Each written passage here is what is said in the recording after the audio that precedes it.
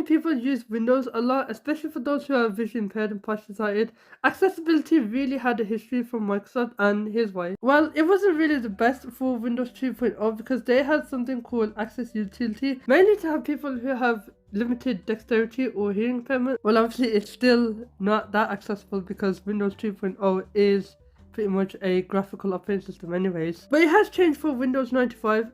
Not as much, but at least they did put some accessibility features built into the operating system. And that's like with the sticky keys, toggle keys, filter keys. I don't really use those, but I'm sure people who does use these features, that would be a good sign for Microsoft with that sort of features. But on top of that, they also bring more accessibility features like screen magnifiers, screen readers, and even on-screen keyboard. Pretty much all started with Windows XP and even Windows Longhorn too. But I think that's a good start for Microsoft, and it was a good year for third-party companies to make accessible software, just like Jaws, which I used to start that when I started using Windows XP.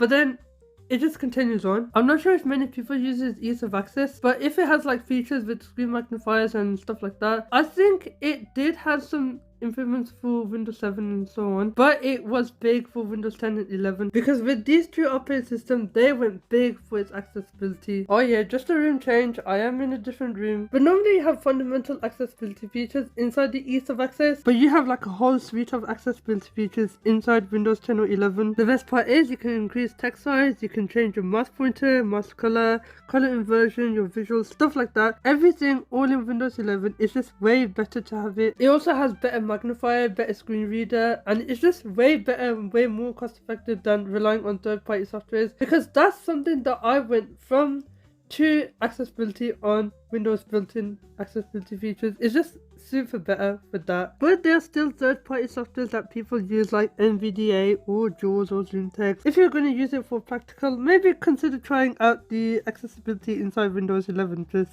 yeah, it's way better. And that's how it all went, for Microsoft being less accessible to being more advanced and more accessible for everyone.